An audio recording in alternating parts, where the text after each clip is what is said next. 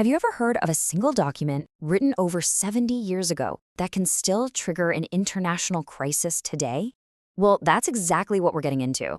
We're looking at a peace treaty from the end of World War II that's left us with one of the most complicated diplomatic puzzles of our time. So it all kicks off with a comment just like this one. Not too long ago, a top Japanese official said something about the San Francisco Peace Treaty in Parliament, and bam, it was an instant diplomatic meltdown. Beijing shot back, absolutely furious, accusing Japan of messing with its sovereignty. So what on earth is going on? And yeah, that's the big question, right? How can a treaty from 1951 still be this explosive today? Well, the answer is pretty wild. It's because there are two completely opposite ways of reading history, and it all comes down to the future of Taiwan. All right, let's start with Beijing's side of the story. For the People's Republic of China, this whole debate is kind of nuts. In their view, the question of Taiwan's sovereignty was already answered, signed, sealed, and delivered years before anyone even thought about the San Francisco Treaty. Beijing lays out its case like this, in a neat three-step loop. First, you've got the 1943 Cairo Declaration, where the Allies said Taiwan would go back to China.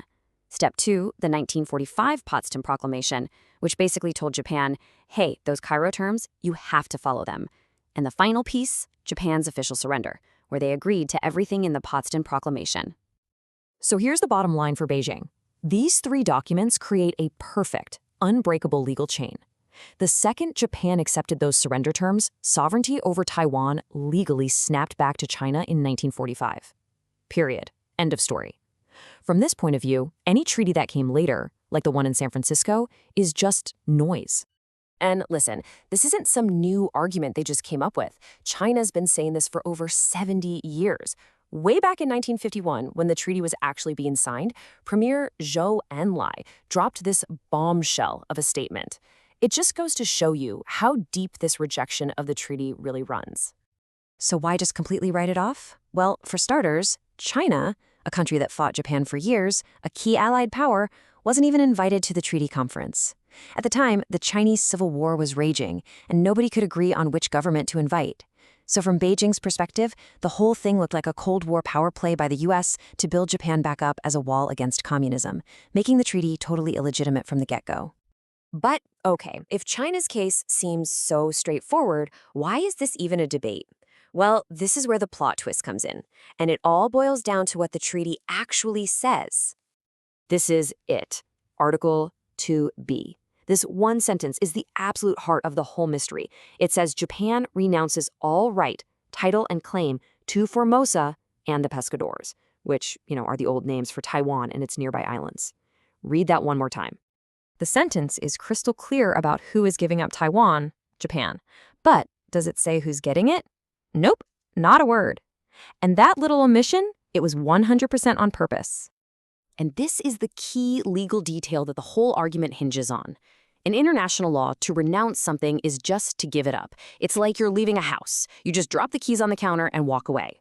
But to cede something, that's like you're taking the keys and putting them directly into the new owner's hand. The people who wrote this treaty chose the word renounce very, very carefully. And the result of that one-word choice was huge. By having Japan just renounce Taiwan without ceding it to anybody, not the ROC, not the PRC, nobody, the treaty created this kind of legal black hole. It officially took Taiwan away from Japan, but it never officially gave it to anyone else. And that legal black hole, that big question mark, is the foundation for a totally different argument. It's called the status undetermined thesis, and it's based on the idea that what the treaty doesn't say is the most important part. So the people who hold this view say, hold on a second. They argue that wartime declarations like Cairo and Potsdam, well, they're basically just press releases. They're statements of intention, not ironclad legal treaties. In their book, only a formal peace treaty can actually transfer land. So they say the Republic of China's arrival in 1945 wasn't a transfer of ownership, but more like a temporary military occupation for the Allies. And since the final treaty only had Japan renounce Taiwan, its final status was left up in the air, undetermined. So you can see the two worlds right here. On one side, you have the status established idea, which says the wartime promises are everything, and the treaty is junk. On the other side, the status undetermined idea, which says those promises were just talk and the treaty is the only legal document that matters, and its wording left the door wide open. These two views just cannot exist in the same universe. Okay, so this is all fascinating historical legal drama, I get it. But why does it matter so much today? Well, because this ambiguity, this deliberate vagueness, didn't just fade away. It actually became the foundation for international policy in this part of the world for the next 70 years. And they worked hard to keep things vague. Check out this phrase from a 1952 treaty between Japan and the Republic of China.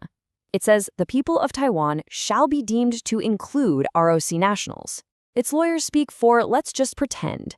Japanese diplomats even said later that they used this exact wording because Taiwan's ultimate status was still an open question.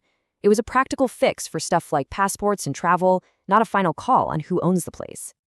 And this intentional gray area is the absolute bedrock of one of the most famous, or infamous, foreign policies out there, America's policy of strategic ambiguity. The whole thing works precisely because of the legal wiggle room the San Francisco Treaty created. The U.S. plays this game with incredibly specific words. Washington acknowledges Beijing's position on Taiwan, but it does not recognize that position as being true. It's a tiny difference in words with a massive difference in meaning. It allows the U.S. to say, "We hear you," without saying, "We agree with you," giving it all the flexibility it needs. So that brings up a really interesting question. If the treaty just hit pause on everything, does that mean Taiwan's status is just frozen in 1952 forever? Well, there's a third way to look at all this that says no, not at all. It argues that what's happened on the ground since then has created a whole new reality. It's called the state evolution theory, and the basic idea is that international law isn't stuck in the past. This theory suggests that, starting from that legally murky, undetermined status, Taiwan has, through its own actions over decades, essentially grown into a sovereign state. It's built a democratic government, and crucially, it has fulfilled the modern idea of self-determination. And you can kind of see the roadmap. Step 1, the treaty creates this legal opening. Then, over the next few decades, Taiwan completely transforms itself. Martial law ends. It becomes a full-blown democracy with its own presidential elections. And today, it pretty much checks all the boxes of an independent state. The people who believe in this theory say that these facts on the ground have, in a way, solved the legal puzzle for us.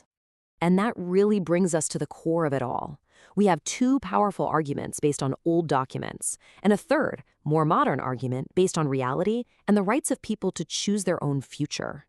And it leaves us with this final, really tough question. When it comes to deciding a place's future, what matters more?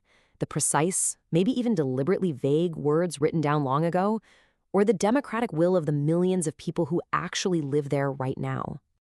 And that, right there, is the heart of this 70-year-old diplomatic puzzle. It's a legal mystery from the past that is very much shaping our present and our future.